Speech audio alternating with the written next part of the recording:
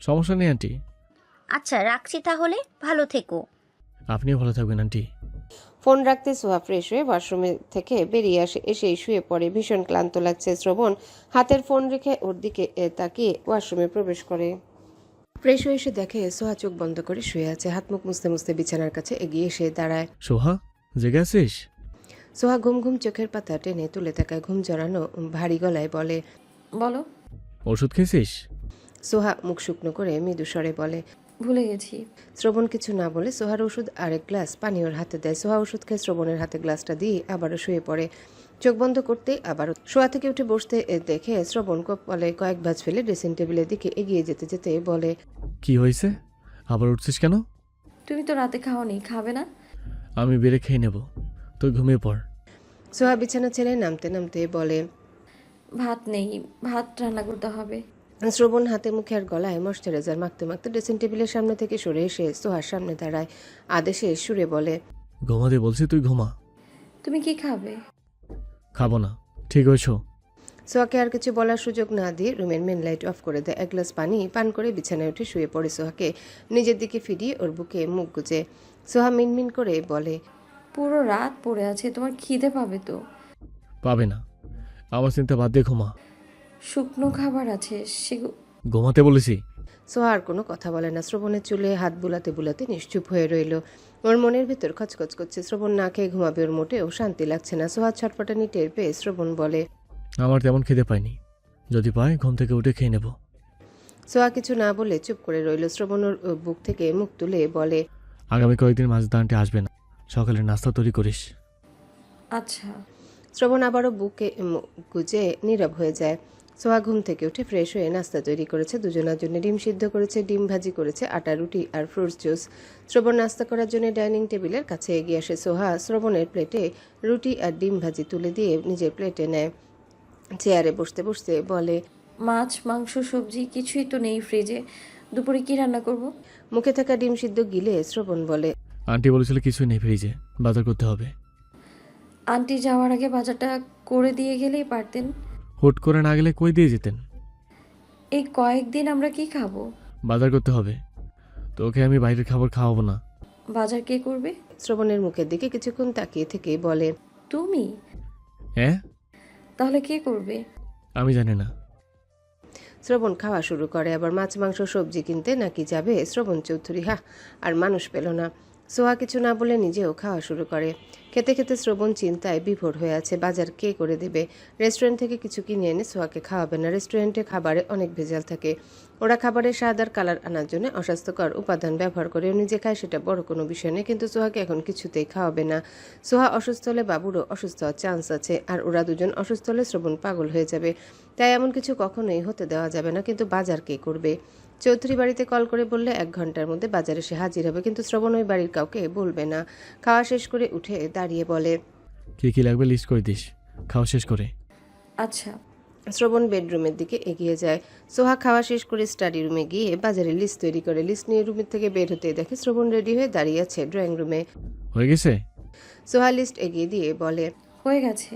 শ্রবণ লিস্ট হাতে নিয়ে চেক না করেই পকেটে ভরে ফ্ল্যাট থেকে বেরিয়ে যায়। সোহা ওর যাওয়ার পথে তাকিয়ে রইল। শ্রবণ নিজেই বাজার করতে যাচ্ছে নাকি অন্য কাউকে দিয়ে করাবে? 2 হাতে দুটো বাজারের ব্যাগ নিয়ে লিফট থেকে বের হয় শ্রবণ। ফ্ল্যাটের সামনে এসে ডান হাতের ব্যাগ নিচে নামিয়ে রেখে দরজা খুলে ভেতরে প্রবেশ করে। সোহা ড্রয়িং রুমে বসে শ্রবণের অপেক্ষা ছিল। এতক্ষণ শ্রবণকে ফিরিয়ে আসতে থেকে বসা থেকে উঠে এগিয়ে আসে ওর কাছে। শ্রবণ সোহার মুখের দিকে তাকিয়ে ব্যাগ দুটো 2 হাতে নিয়ে রান্নাঘরের দিকে আগায়। সোহা ওর পেছন পেছন রান্নাঘরে এসে দাঁড়ায়। চেক করে দেখ কোনো কিছু লাগবে কিনা। সোহা একটা নিচু টুল টেনে বসে ব্যাগ দুটোর কাছে। ব্যাগের ভিতর থেকে সবকিছু বের করে শ্রবণের মুখের দিকে তাকায়। আমি এসব আনতে বলেছিলাম? তাহলে তুমি লিস্ট দেখে আনোনি? লিস্ট পকেটে থেকে কখন পড়ে গিয়েছিল বুঝতে পারিনি, যা যা পেরেছি সেসব নিয়ে এসেছি। বাজার তুমি করেছো? হ্যাঁ। সত্যি? মিথ্যে কেন বলবো? তুমি না বলে তুমি বাজার করতে পারবে না? তোকে বিয়ে করে তো কত কিছুই বললাম, যা কোনোদিন করতে হবে দুঃস্বপ্নেও ভাবিনি। আরও কে যে করতে হবে আল্লাহ ভালো জানেন। বিয়ে করতে বলেছিল কে? কি বললি? সোহা কথা ঘুরিয়ে বলে, কাঁচা মরিচ আর ধনেপাতা কই? ওসবও লাগবে? হ্যাঁ। একেবারে শেষ হয়ে গেছে? অল্প আছে, আজকের দিন চলবে। আজকের দিন চালা, আগামীকাল এনে দেবো। এখন আর বাজারে যেতে পারবো না। বাজারে গিয়ে চরকির মতো ঘুরতে ঘুরতে মাথা ঘুরছে, এখন পা ব্যথা করছে। জীবনে যেসব করার কথা দুঃস্বপ্নেও ভাবিনি, তোকে বিয়ে করে সেসব করতে হচ্ছে আমার। মাছ কেটে আনোনি কেন? মাছ কেটে বিক্রি করে? জানি না তো, আন্টি তো সবসময় কাটা মাছ নিয়ে আসেন। মাছ কাটতে পারবি না? পারবো। আমি চেঞ্জ করে আসছি। শ্রবণ বেরিয়ে যায় রান্নাঘর থেকে। সোহা মাছ মাংস আর সবজির দিকে তাকিয়ে রইল। লিস্টে শ্রবণের পছন্দের সব কিছুর নাম লিখে দিয়েছিল আর শ্রবণ ওর পছন্দের সব কিছু নিয়ে এসেছে।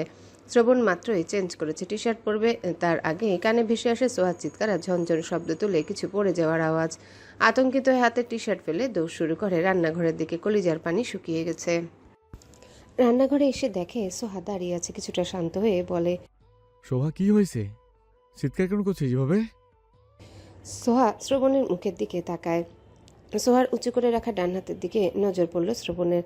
হাতের উল্টো পিঠে শিং মাছ আটকে আছে। সোহা এখনও চিৎকার করছে। শ্রবণ ছুটে এলো সোহার কাছে, হাতটা ধরে টেনে বের করলো মাছের কাঁটা। ব্যথায় আরও বেশি কুকিয়ে উঠল সোহা।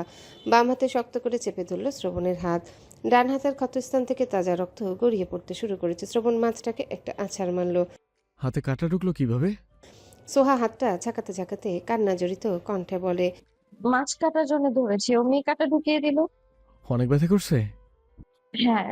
শ্রবণ সোহাকে ধরে সিঙ্কের কাছে নিয়ে আসে, হাতটা ভালোভাবে ধুয়ে দিল নিজেই। সোহা ব্যথায় কান্না করছে আর বারবার শ্রবণের হাত থেকে নিজের হাত ছাড়িয়ে নেওয়ার চেষ্টা করছে। রক্ত বন্ধ হচ্ছে না, ক্ষত বেশ গভীর হয়েছে, কাটা অনেকটা ঢুকিয়ে দিয়েছিল। শ্রবণ ফ্লোরের দিকে তাকায়, মাছটা মরে পড়ে আছে। যেই জোরে আছাড়টা মারলো বেঁচে থাকার কথাও না। ফ্লোরে একটা সসপ্যান পড়ে আছে, তখন এটা পড়ারই শব্দ পেয়েছিল। যা ভয় পেয়েছিল, ভেবেছিল সোহা পা পিছলে পড়ে গেছে। ক্ষতস্থান চেপে ধরে রেখে সোহাকে নিয়ে বেডরুমে আসলো শ্রবণ। সোহা শ্রবণের হাত থেকে নিজের হাত ছাড়িয়ে নিয়ে আবারও ঝাঁকাতে শুরু করে। ব্যথায় রক্ত ছিটকে ছিটকে ফ্লোরে আর বিছানার চাদরে পড়ছে। শ্রবণ ফার্স্ট এড বক্সে নিয়ে ভেতর থেকে অ্যান্টিসেপটিক আর তুলো বের করে। তুলোয় অ্যান্টিসেপটিক লাগিয়ে সোহার হাতের ক্ষতস্থানে চেপে ধরে। সোহা চেঁচিয়ে উঠে বলে, ছাড় ছাড়ো, ব্যথা করছে। ছাড়ো। শ্রবণ ছাড়ে না, সোহার পাশে বসে শক্ত করে ধরে রাখে হাতটা। সোহা বাচ্চাদের মতো কাঁদতে কাঁদতে বলে, আল্লাহ গো, কি ব্যথা করছে, ছাড়ছো না কেন? ছাড়ো। সোহার এমন কথা শুনে আর কান্না দেখেও শ্রবণ হাতটা ছাড়ছে না। যেভাবে রক্ত পড়ছে, বন্ধ না করলে অনেক রক্ত বেরিয়ে যাবে। সোহার মনে হচ্ছে ওর হাতে মাছের কাঁটা বিঁধে নিয়ে ওর হাতটাই কেটে ফেলা হয়েছে। হাতের ব্যথায় চেহারা লাল হয়ে উঠেছে। বাম হাত শ্রবণের হাত সরিয়ে দেওয়ার চেষ্টা করে কাঁদতে কাঁদতে বলে, আমার হাত ছাড়ো, একটু দয়া মায়া নেই তোমার মধ্যে? ব্যথা হাতে এইভাবে চেপে ধরে রেখেছো কেন? এ হৃদয়হীন পুরুষ, ছাড়ো। শ্রবণ দাঁতে দাঁত চেপে বলে, না, দয়া মায়া নেই আমার মধ্যে। সোহা ব্যথায় দিশেহারা হয়ে বাম হাত দিয়ে শ্রবণকে ঠেলে সরিয়ে দেওয়ার চেষ্টা করলো, তবে পারল না। টানাটানি করে হাতটাও ছাড়াতে সক্ষম হলো না। শ্রবণ এক পা তুলে বসে বিছানায়, এক হাতে সোহার হাত চেপে ধরে রেখে অন্য হাতে সোহাকে টেনে এনে বুকে জড়িয়ে ধরে বলে, একটু ধৈর্য ধর, ব্লিডিং বন্ধ হোক। ব্লিডিং বন্ধ হতে হতে আমার শ্বাস বন্ধ হয়ে যাবে যন্ত্রণায়। সামান্য মাছের কাটা বেঁধেছে, সেজন্য এমন করতে হবে? সামান্য? আমার মনে হচ্ছে হাতটাই কেটে আলাদা করে ফেলা হয়েছে। শ্রবণ তুলো তুলে দেখলো এখনো রক্ত বেরোচ্ছে। পুনরায় তুলো চেপে ধরলো, রক্ত পড়া বন্ধ হচ্ছে না কেন। হাতটাও কেমন নীল হয়ে উঠছে ধীরে ধীরে, হাতের রগগুলো ভেসে উঠেছে। সোহা শ্রবণের বুকে মুখ গুজে গুমড়ে গুমড়ে কাঁদতে লাগলো। যদি কোনোভাবে জানতো এই মাছ কাটতে গিয়ে এত ব্যথা পাবে, তাহলে জীবনেও কাটতে যেত না। এই মাছের কাটায় কি ভয়ঙ্কর ব্যথা! ব্যবহার করুন কান্না শুনলে যে কেউ ভাববে কেউ মরেছে বা কারো বড় ধরনের কোনো ক্ষতি হয়েছে। সামান্য শিং মাছের কাটার আঘাতে এভাবে কেউ কাঁদবে বলে মনে হয় না। সোহার কান্না থামার নাম নেই, এখনো একইভাবে কাঁদছে আর শ্রবণের হাত থেকে নিজের হাত ছাড়িয়ে নেওয়ার চেষ্টা করছে। শ্রবণ বাম হাতে নিজের চোখ জোড়া মুছে সোহার চুলে হাত বুলিয়ে নরম গলায় বলে, ওঠ, ডক্টরের কাছে যাব। সোহা বুকে মুখ গুজে রেখে কাঁদতে কাঁদতে দুদিকে মাথা দুলিয়ে বলে, না, ডাক্তারের কাছে গেলে ডাক্তার ইনজেকশন দেবে, আমি যাবো না ডক্টরের কাছে। তাহলে কান্না থামা। কখন থেকে কাঁদছিস এভাবে? ব্যথা করছে তো। হসপিটালে চল। যাবো না। ইঞ্জেকশন দিবে না? না দেবে, আমি যাবো না। তুমি আমার হাত ছাড়ো। শ্রবণ সোহাকে জড়িয়ে ধরে রেখেই তুলো সরিয়ে নেয়। এখন আর রক্ত বের হচ্ছে না, হাত অনেকটা ফুলে উঠেছে, নীলবর্ণ ধারণ করেছে। থরথর করে কাঁপছে হাতটা। শ্রবণ বুক থেকে সোহার মুখ তুলে বলে, হাত না ঝাঁকিয়ে চুপচাপ বসে থাক, আমি নিচে থেকে আসছি। সোহা শুধু কেঁদে যায়, মুখে বলে না কিছু। শ্রবণ ওকে ছেড়ে ওয়ালেট পকেটে ভরে গায়ে টি শার্ট জড়ায়। সোহার দিকে আরও একবার তাকিয়ে দ্রুত পায়ে এগিয়ে যায় বাইরের দিকে। সোহা হাতের কবজি চেপে ধরে কাঁদতে লাগলো। অল্প সময় পরে ফ্ল্যাটে ফিরে আসে শ্রবণ। এক গ্লাস পানি আরেকটা ট্যাবলেট হাতে সোহার সামনে এসে দাঁড়ালো। সোহা উপর হয়ে ফোপাচ্ছে এখনো। সোহা, পেন কিলার খা, ব্যথা ঠিক হয়ে যাবে। সোহা মুখ তুলে তাকালো, জড়ানো গলায় বলে, এই পেইন কিলার খেলে বাবু যদি কোনো ক্ষতি হয়? কিছুই হবে না, বলেই এনেছি তুই প্রেগনেন্ট। সোহা সোজা হয়ে বসে। শ্রবণ নিজেই খাইয়ে দেয় ট্যাবলেটটা। হাতটা এখন আরো বেশি ফুলে উঠেছে। শুয়ে থাক। সোহা শুয়ে পড়ে। শ্রবণ সোহার গায়ের উপর ব্ল্যাঙ্কেট দিয়ে দেয়। মপ ভিজিয়ে এনে ফ্লোর মুছে নেয়। রক্ত শুকিয়ে গিয়েছিল। ড্রয়িং রুমের ফ্লোরে পড়ে থাকা রক্তের ফোঁটাও মুছে নেয়। তারপর রান্নাঘরের ফ্লোরও মুছে নেয়। ফ্লোরে পড়ে থাকা মাছটার দিকে তাকালোর ইচ্ছে করছে মাছটাকে তুলে ব্লেন্ডারে ব্লেন্ড করতে। মাছটাকে ফ্লোর থেকে তুললো, কিছুক্ষণ তাকিয়ে থাকলো, তারপর হাত থেকে রেখে ছুরি দিয়ে কিমা বানিয়ে ফেললো। দাঁতে দাঁত চেপে আরও কিছুক্ষণ তাকিয়ে রইল মাছের কিমার দিকে। এটাকে কিমা বানিয়েও শান্তি লাগছে না। গরম তেলে মচমচে করে ভাজতে পারলে শান্তি লাগতো। অসভ্য মাছ, কত বড় সাহস! ওর বউয়ের হাতে কাঁটা ঢুকিয়ে দিয়েছিল। বাকি মাছগুলোর দিকে তাকালো, ওগুলো চুপচাপ রয়েছে বোলের ভেতরে। হাত বাড়িয়ে একটা মাছ ধরতে নিতেই মাছটা দ্রুত গতিতে মাথা কাত করে শ্রবণের হাতে কাঁটা ফুটিয়ে দেয়। মাছ ছেড়ে দ্রুত হাত গুটিয়ে নেয় শ্রবণ। হাতের দিকে তাকিয়ে দেখলো আঙ্গুল থেকে রক্ত বের হতে শুরু করেছে। শ্রবণ আঙ্গুলের দিকে তাকিয়ে রইল। এইটুকু কাঁটা ফুটিয়ে দিয়েছে, তাতেই এত ব্যথা। তাহলে সোহার কি পরিমাণ ব্যথা করছে! এমনি এমনি তো আর মেয়েটা এমন পাগলের মতো আচরণ আর কান্নাকাটি করছিল না। রান্নাঘর থেকে বেরিয়ে সোহার কাছে ফিরে আসে। সোহা চুপচাপ চোখ বন্ধ করে শুয়ে আছে এখন। শ্রবণ ওর চুলে হাত বুলিয়ে বলে, ব্যথা কমেছে? সোহা চোখ মেলে মৃদু স্বরে বলে, হ্যাঁ। ঘুমা তাহলে, একটু ভালো লাগবে। মাছ কাটতে হবে, রান্না করতে হবে। ওইসব নিয়ে তোকে ভাবতে হবে না, তুই ঘুমা। শ্রবণ নিজের ফোনটা নিয়ে রুম থেকে বেরিয়ে রান্নাঘরে এলো। আবার মাছগুলোর দিকে তাকিয়ে ফোনের স্ক্রিনে তাকালো। ইউটিউবে ঢুকে সার্চ দিল শিং মাছ কাটার রেসিপি। শ্রবণ যাই লিখে সার্চ দিক না কেন, কাঙ্ক্ষিত ভিডিওগুলোই সামনে এসেছে। খুঁজে খুঁজে একটা ভিডিওতে ক্লিক করলো। ভিডিও শুরুতে দেখানো হলো কিভাবে জ্যান্ত শিং মাছকে ধরতে হয়। শ্রবণ হাত থেকে ফোন রেখে এক থাবলা লবণ হাতে নিয়ে বোলের ভেতর দিয়ে অন্য একটা বোল দিয়ে ঢেকে নেয়, যেন মাছ লাফিয়ে বাইরে না পড়ে। মুহূর্তে দুই বোলের মাঝখানে শিং মাছের যুদ্ধ শুরু হয়ে গেছে। শ্রবণ পৈশাচিক আনন্দ পাচ্ছে মাছের লাফালাফিতে। মশালারা, আরও দিবি কাটা? লাফালাফি থামিয়ে মাছগুলো শান্ত হয়ে যেতে শ্রবণ উপরের বোলটা তুললো। 2-4টা মাছ একটু নড়ছে, বাকিগুলো মরে গেছে। এক মাছের কাটা আরেক মাছের গায়ে বিঁধে গেছে। শ্রবণ তৃপ্তির হাসি হেসে বলে, নিজেদের কাটা নিজেরাই খা, দেখ কেমন লাগে। বজ্জাত মাছ। গুনগুন করে গান গাইতে গাইতে চপিং বোর্ডের উপর একটা করে মাছ রেখে ছুরি দিয়ে মাথা কেটে ফেলে সবগুলোর। এখন এগুলো পরিষ্কার করার পালা। সোহা শোয়া থেকে উঠে রান্নাঘরে এসে দাঁড়ালো। শ্রবণকে মাছ ধুতে দেখে বিস্মিত হয়ে কিছুক্ষণ তাকিয়ে রইল ওর দিকে। যা দেখছে সব সত্যি নাকি জেগে জেগেই স্বপ্ন দেখছে? শ্রবণ চৌধুরী ধুচ্ছে মাছ, সিরিয়াসলি? মাছ কেটেছে? কিভাবে কাটলো? ওর হাতে কাটা ফুটেনি? এগিয়ে এসে শ্রবণের পাশে দাঁড়ালো। একটা মাছেরও মাথা নেই, সবগুলোর মাথা আলাদা করে ফেলেছে কাটাসহ। শ্রবণ ঘাড় ঘুরিয়ে সোহার দিকে তাকালো, গম্ভীর গলায় বলল, তুই এখানে কেন? যা শুয়ে থাক। তুমি মাছ কাটা ধোয়া করছো কেন?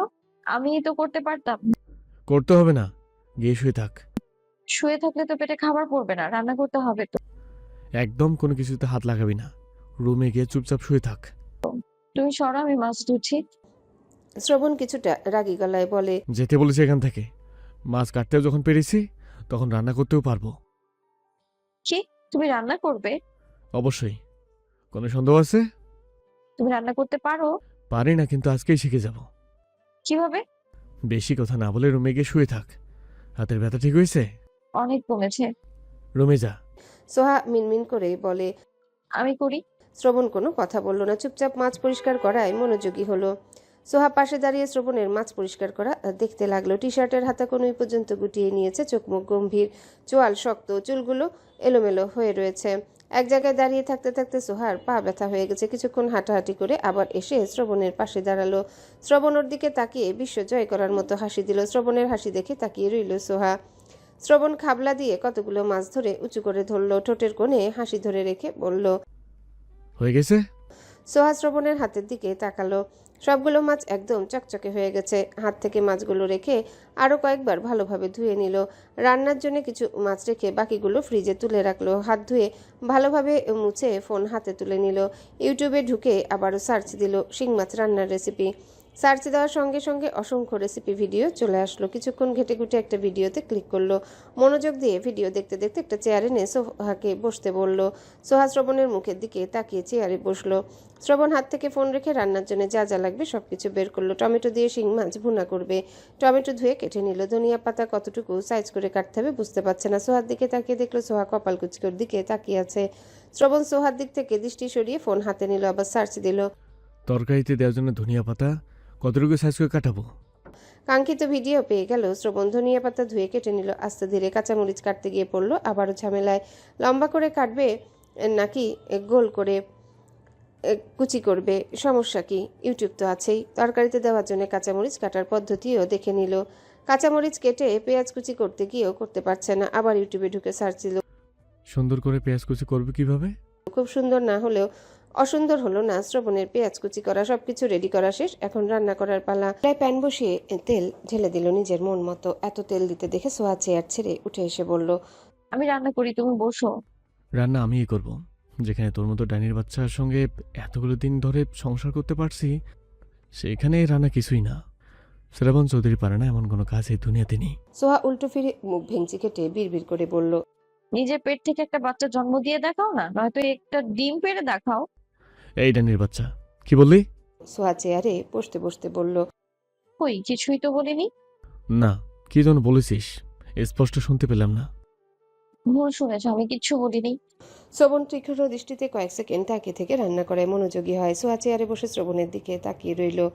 জোহরের আজান হয়েছে কিছুক্ষণ আগে। শ্রবণের তরকারি রান্না শেষ হলো মাত্র।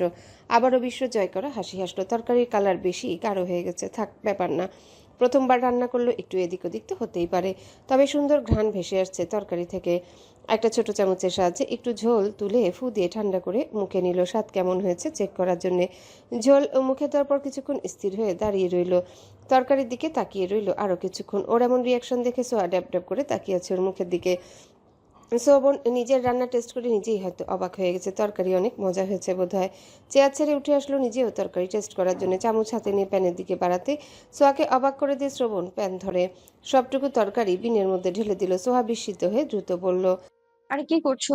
তরকারি ফেলে দিচ্ছ কেন? শ্রবণ প্যানটা সিঙ্কের উপর রেখে হাত ধুতে ধুতে গম্ভীর হয়ে বলল। আমার ইচ্ছা হয়েছে, আমি ফেলে দিয়েছি। তাহলে রান্না করলে কেন? আর এত কষ্ট করে যখন রান্না করলে তাহলে ফেলেই বা দিলে কেন? খাবো না, তুই ফেলে দিয়েছিস। তুমি না খেলে আমি খেতাম। জামাইয়ের হাতে রান্না খাওয়ার এত শখ কেন? সোহা বিস্ময়ে বিমূঢ় হয়ে শ্রবণের দিকে তাকিয়ে রইল। নিজেই তো জোর করে রান্না করতে গেল। সোহা রান্না করতে চাইছিল বলে ওর সঙ্গে রাগও দেখালো, আর এখন বলছে জামাইয়ের হাতে রান্না খাওয়ার এত শখ কেন? ও নিজে থেকে খেতে চেয়েছে নাকি? শ্রবণ নিজেই তো রান্না করে খাওয়াতে চাইলো। শ্রবণ ফোন হাতে নিয়ে রান্নাঘর থেকে বের হতে হতে বলল। সোহা, রুমে আয়। সোহা একই ভঙ্গিতে দাঁড়িয়ে রইল। বিনে ফেলে রাখা তরকারির দিকে তাকালো। আবার কতগুলো মাছ রান্না করেছিল সব ফেলে দিল। সিঙ্কের সামনে এসে দাঁড়ালো সোহা। প্যানে দুটো টমেটোর খণ্ড আটকে আছে। শ্রবণের রান্না কেমন হয়েছে এটা টেস্ট না করা পর্যন্ত সোহার শান্তি লাগবে না। হাতে থাকা চামচ দিয়ে প্যান থেকে একটা টমেটোর খণ্ড তুলে মুখে দিল। কয়েকবার চিবিয়ে ঠেলে বমি আসতে চাইলো। থুতু করে ফেলে দিয়ে দ্রুত কুলি করলো। জঘন্য হয়েছে রান্না, খুবই বাজে স্বাদ। লবণ তো বেশি দিয়েছে, সঙ্গে মশলাও বেশি দিয়েছে। এই রান্না সোহা করলে এতক্ষণে টর্নেডো, সাইক্লোন, সুনামি সব বয়ে যেত এই ফ্ল্যাটে। নিজে রান্না করেছে তাই চুপচাপ ফেলে দিয়ে চলে গেল।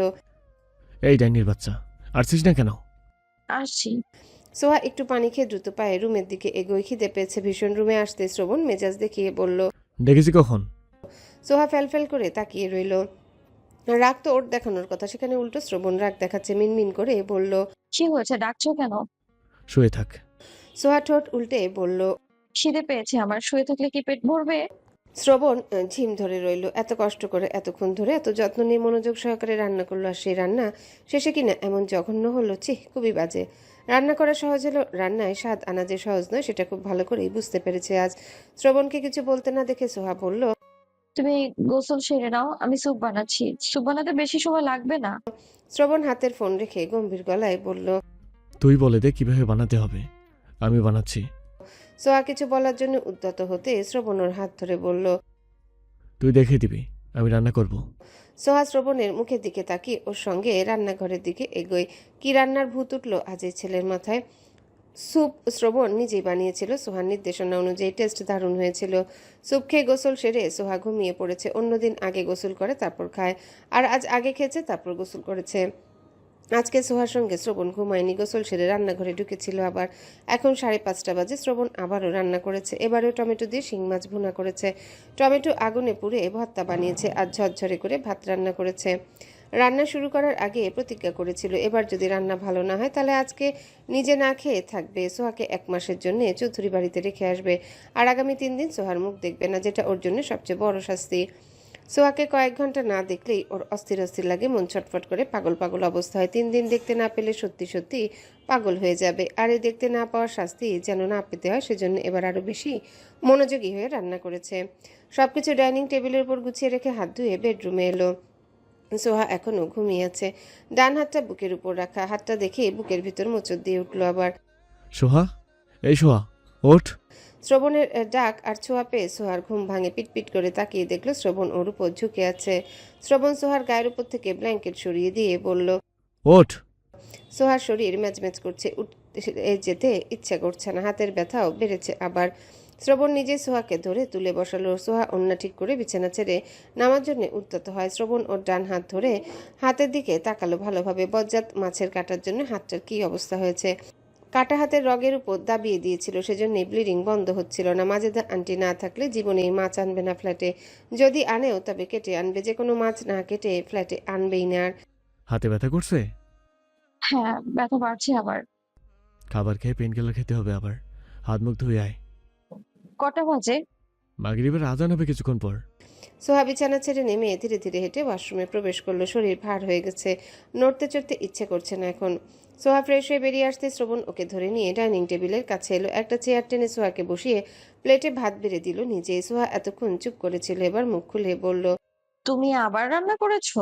হ্যাঁ, কেন? খাওয়ার জন্য। আমি এখন খাবো না, তুমি খাও। আমার খাওয়া নিয়ে তোকে চিন্তা করতে হবে না, তোর জন্য রান্না করেছি, তুই খা। আমার এখন খেতে ইচ্ছে করছে না। অল্প খা। তুমি খাও। তুই আগে খা। খেতে ইচ্ছে করছে না তো। শ্রবণ হাত ধুয়ে টমেটো ভর্তা দিয়ে ভাত মেখে সোহার মুখের সামনে ধরে বলল, হা কর। সত্যি খেতে ইচ্ছে করছে না এখন, আমি রাতে খাবো, তুমি খাও এখন। হা করতে বলেছি, হা কর। সোহা নাক মুখ কুচকে হাঁ করলো। শ্রবণের মুখে ভাত পুরি দিয়ে তাকিয়ে রইল মুখের দিকে। ভাত চিবোতে সোহার চোখে মুখের ভাব পরিবর্তন হলো। শ্রবণ গম্ভীর গলায় বলল, কেমন হয়েছে? সোহা ঢোক গিলে উচ্ছ্বসিত কণ্ঠে বলল, মজা। সত্যি? হ্যাঁ, দারুণ হয়েছে। হা কর। সোহা হা করলো। শ্রবণ সোহার পাশে দাঁড়িয়ে থেকে ওকে খাওয়াতে থাকলো। দুপুরে স্যুপ ও নিজের হাতে সোহাকে খাইয়ে দিয়েছিল। সোহা ভাত চিবোতে চিবোতে বলল, তুমিও খাও। দেরি আছে, তুই খাওয়া শেষ কর। দেরি কেন, একসঙ্গেই খাই। শ্রবণ চেয়ারে বসে সোহাকে খাওয়াতে খাওয়াতে নিজেও খেতে শুরু করে। ভর্তা আসলেও দারুণ মজা হয়েছে। ভর্তা দিয়ে খাওয়া শেষ হলে তরকারি নিল। খেতে খেতে সোহার চোখ জোড়া ভিজিয়ে উঠল। যেই শ্রবণ নিজের জন্য কোনোদিনও এক মগ কফি বানায়নি, চুলা কিভাবে অন অফ করতে হয় জানতো না, মাইক্রোওভেন কিভাবে ব্যবহার করতে হয় জানতো না, সেই শ্রবণ আজ শুধুমাত্র ওর জন্য রান্না করলো, তাও 2 বার। সেদিন রাতেও নিজে খাবার গরম করে পরিবেশন করেছিল। যারা বলে শ্রবণ চৌধুরী ভালো না, তারা এই শ্রবণ চৌধুরীকে দেখেনি, দেখলে অবশ্যই বলতো শ্রবণ চৌধুরী শুধু ভালো নয়, লাখে একজন। কি হয়েছে? সোহা দুদিকে মাথা নেড়ে চোখের পানি দ্রুত মুছে হাসি মুখে বলল, কিছু না, তরকারিও অনেক মজা হয়েছে, তুমি খাও। শ্রবণ সোহার মুখের দিকে তাকিয়ে থেকে নিজের মুখে ভাত পুড়ে দিল আবার। সোহার চোখ জোড়া বেয়ে ঝরঝর করে পানি গড়িয়ে পড়তে শুরু করেছে আবার। এই চোখের পানি বড্ড অবাধ্য, ওর কোনো কথা শোনে না কখনো। সোহার গঙ্গানি শুনে ঘুম ভাঙল শ্রবণের। শ্রবণ উল্টো পাশ ফিরে শুয়েছিল এতক্ষণ। দ্রুত সোহার দিকে ফিরে ওর কাছে আসতে আসতে বলল, সোহা, এমন করছিস কেন? কি হয়েছে? বলতে বলতে সোহার গায়ে হাত রাখলো, আর হাত রাখতে চমকে উঠলো। আগুনের মতো গরম হয়ে আছে সোহার শরীর। লাফিয়ে শোয়া থেকে উঠে লাইট অন করলো দ্রুত। পুনরায় সোহার কাছে এসে ওকে ধরে উদ্বিগ্ন হয়ে বলল, সোহা, এই সোহা, চোখ খোল। এই তো জ্বর আসলো কখন? ডাকিসনি কেন আমাকে? হুম অনেক কষ্ট হচ্ছে? হুম সোহার কপালে গলায় হাত ছোঁয়ালো শ্রবণ। জ্বরের তীব্রতায় লাল হয়ে আছে সোহার ফর্সা চেহারা। চোখের কোনা বেয়ে পানি গড়িয়ে পড়ছে 1 ফোঁটা 2 ফোঁটা করে। শ্রবণ কেমন দিশেহারা হয়ে উঠল, কি করবে না করবে ওর মাথা কাজ করছে না সোহার এই অবস্থা দেখে। সোহার উত্তপ্ত গালে হাত রেখে ব্যাকুল হয়ে বলল, সোহা, এই সোহা, এই টাকা আমার দিকে। সোহা পিটপিট করে তাকালো একবার। শ্রবণকে নিজের উপর ঝুঁকে থাকতে দেখতে পেল। চোখ বন্ধ করে নিয়ে জ্বরের তীব্রতায় আবারও গোঙাতে লাগলো। শ্রবণ সোহাকে ছেড়ে দ্রুত ফার্স্ট এড বক্স থেকে জ্বরের ওষুধ বের করলো। সোহার জন্য যখন পেন কিলার কিনতে গিয়েছিল তখন ফার্মেসির ছেলেটা 3টা জ্বরের ওষুধ দিয়ে দিয়েছিল। বলেছিল যদি জ্বর আসে তাহলে যেন ওষুধ খায়, জ্বর না আসলে খাওয়ানোর প্রয়োজন নেই। ওরা যখন শুলো তখন তো সোহার জ্বর ছিল না, শরীর হালকা গরম ছিল, তাই আর জ্বরের ওষুধ খাওয়ায়নি শ্রবণ। জ্বরের ঔষধ খুলে হাতে নিল, আরেক গ্লাস পানি ভরে টেবিলের এক পাশে রাখলো। সোহার পাশে বসে ওকে শোয়া থেকে তুলতে তুলতে বলল, ওঠ, জ্বরের ওষুধটা খা। সোহা শ্রবণের বুকে শরীর এলিয়ে দিয়ে দুর্বল স্বরে বলল। খিদে পেয়েছে। ওষুধটা সোহার মুখে পুড়ে দিয়ে পানির গ্লাস মুখে ধরল। সোহা পুরো এক গ্লাস পানি খেয়ে ফেললো এক চুমুকে। কাত হয়ে শ্রবণের বুকে নিজেকে গুটিয়ে নিয়ে টি শার্ট খামচে ধরে বলল, শীত লাগছে। কি খাবি? কিছু না, খিদে পেয়েছে বললি? খাবো না, মাথা ঘুরছে, বমি পাচ্ছে, পুরো শরীর ব্যথা করছে। হুশে বেহুশে কথাগুলো বলে জ্বরের তীব্রতায় গোঙাতে লাগলো। আবার শ্রবণ সোহার মাথার সঙ্গে গাল ঠেকিয়ে সোহার পিঠে হাত বুলিয়ে দিতে লাগলো। এই জ্বর কতক্ষণে কমবে? ফোন হাতে নিয়ে পাওয়ার বাটন চেপে টাইম দেখলো, রাত 3:11 বাজে। সোহা অস্থির হয়ে উঠলো, দ্রুত বলল, ছাড়ো ছাড়ো, বমি আসছে। শ্রবণ কিছু বুঝে উঠতে পারলো না। সোহা শ্রবণের বুক থেকে সরার কোনো সুযোগ পেল না, তার আগেই গলগল করে বমি করে শ্রবণের বুক ভাসিয়ে দিল। শ্রবণ রকেটের গতিতে সোহারকে বুক থেকে সরিয়ে দিয়ে লাফিয়ে নেমে দাঁড়ালো। বিছানা ছেড়ে গায়ে জমে থাকা বমি ফ্লোরে পড়ে গেল, সঙ্গে শ্রবণের পা দুটো নোংরা করে দিল। সোহা বিছানায় পড়ে বমি করছে এখনও।